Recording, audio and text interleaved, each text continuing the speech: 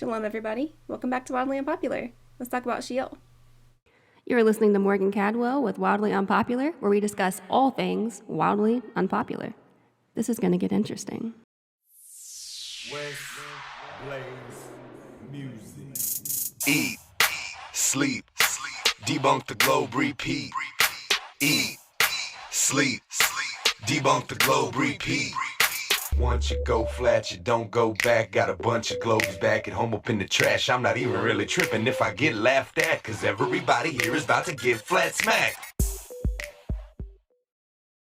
Let's get started talking about Sheol. I think probably the two biggest questions about Sheol are what is Sheol and where is Sheol? So let's jump right in with Isaiah chapter 7, verse 11. Ask for a sign for yourself from the Lord your God. Make it deep as Sheol or high as heaven. So for this verse, I want us to focus on where it says deep as Sheol or high as heaven. When you go through the Bible, anytime you see heaven mentioned, it is always mentioned as being up. And whenever you hear Sheol being mentioned, it is always being down in the depths. So we have heaven, up, Sheol, down. Proverbs 7:27. Her house is the way to Sheol, descending to the chambers of death. So again, descending would be going down. And you're probably asking yourself why you haven't really noticed the word Sheol being in the Bible all that much. Maybe you have, maybe you haven't, but if you haven't, one of the reasons for that is because Sheol is not the only name used for Sheol. So Sheol is a Hebrew word, and in Hebrew, Sheol means underworld. Another name used for Sheol is Hades. Acts 2:27. For you will not abandon my soul to Hades, nor will you allow your Holy One to undergo decay. We also hear Sheol being referenced as Abraham's bosom. Luke 16:22. And it came to pass that the beggar died, and was carried by the angels into Abraham's bosom. The rich man also died and was buried. You may also see Sheol being referenced as a grave or a pit. Ezekiel 32:23. Whose graves are set in the remotest parts of the pit, and her company is all around her grave. All of them killed, fallen by the sword, who spread terror in the land of the living. Another word for Sheol you will also hear sometimes is abyss. Romans 10:6-7. But the righteousness based on faith says, do not say in your heart, who will ascend into heaven, or who will descend into the abyss. The word abyss translates to abyssos in the Greek. Abyssos means bottomless and boundless. It can also be used to describe an abyss or an unfathomable depth. Another word used to describe Sheol would be hell. However, that subject is a little touchy, a little complicated, and it would take a really long time to discuss just that one aspect. There'll probably be a separate video about that at a later date, but keep in mind that sometimes when you see the word hell, it is not speaking specifically of the lake of fire, but it is speaking of Sheol, or Hades, or the abyss, or the grave, or the pit. So now that we know the names for Sheol, and now that we know Sheol is down in the earth, exactly how deep into the earth is Sheol? Some people believe Sheol to be the shallow grave where your body is actually buried. However, the Bible seems to say something else. Matthew 12, verse 40. For just as Jonah was in the stomach of the sea monster for 3 days and 3 nights, so will the Son of Man be in the heart of the earth for 3 days and 3 nights.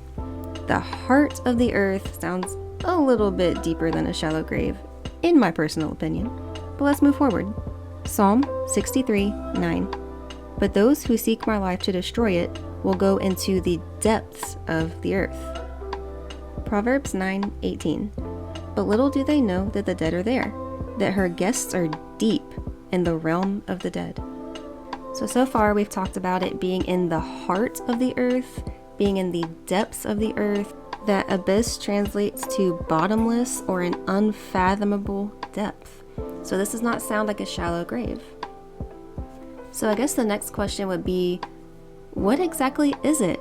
What is Sheol? We know where it is and we know the names for it, But what purpose does it serve? Well, after you die, your soul has to go somewhere. So, Sheol is where your soul will go when you pass away. There is a righteous side of Sheol, and there is an unrighteous side of Sheol.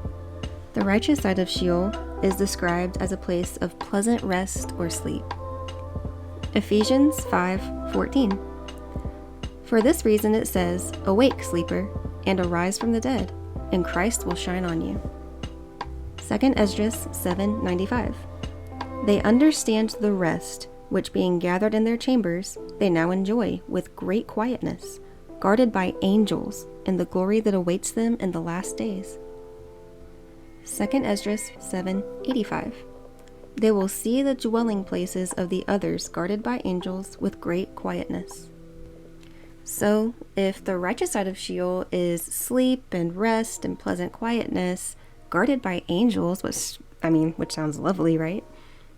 What about the unrighteous side of Sheol? What's going on over there? Well, we have a whole parable about that in Luke 16. Luke 16:19 through 31. There was a rich man who was dressed in purple and fine linen and lived in luxury every day. At his gate was laid a beggar named Lazarus, covered with sores and longing to eat what fell from the rich man's table. Even the dogs came and licked his sores. The time came when the beggar died, and the angels carried him to Abraham's side.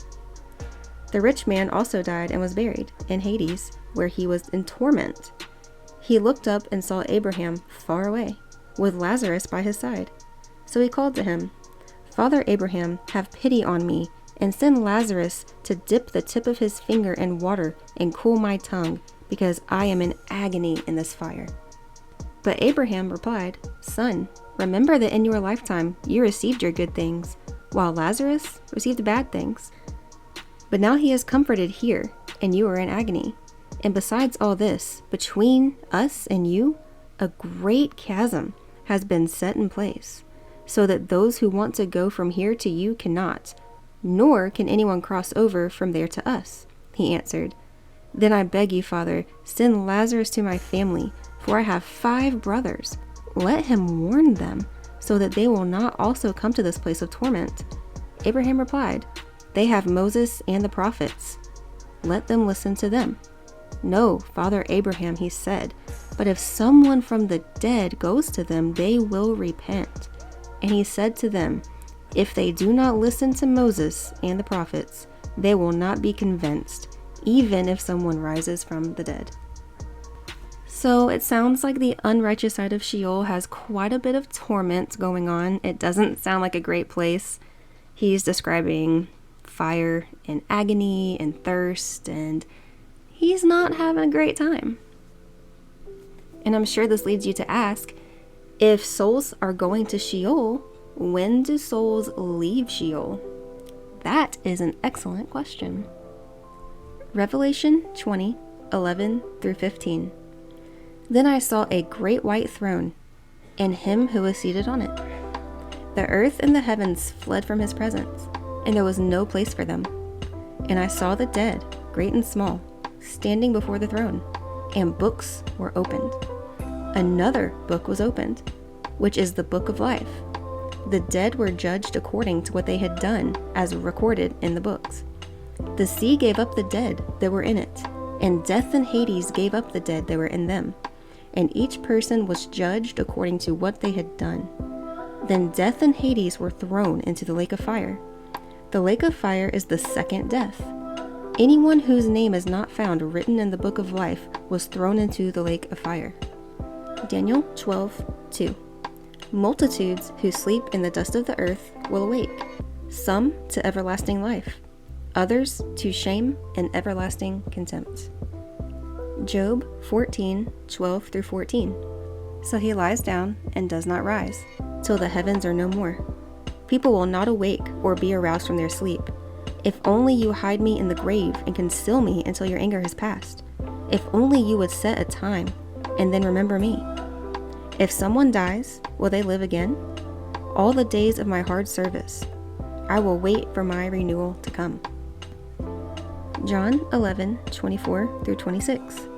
Martha answered, I know he will rise again in the resurrection at the last day.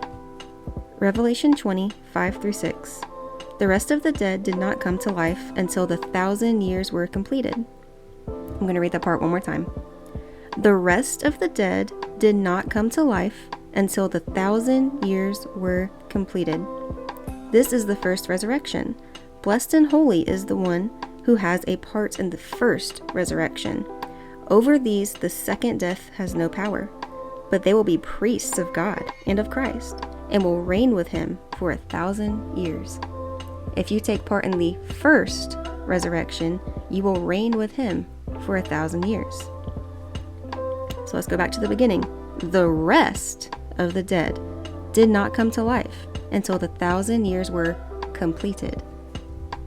So to conclude, heaven is up, Sheol is down. Sheol is very, very deep. It is not a shallow grave. It has multiple names, so you have to pay attention. There is a righteous side and an unrighteous side. The righteous side is taken up at resurrection, and the unrighteous side is taken up at final judgment. If you have any questions about Sheol or any comments about Sheol, feel free to leave them. Everyone has room to learn and grow. And I will be seeing you guys for the next video.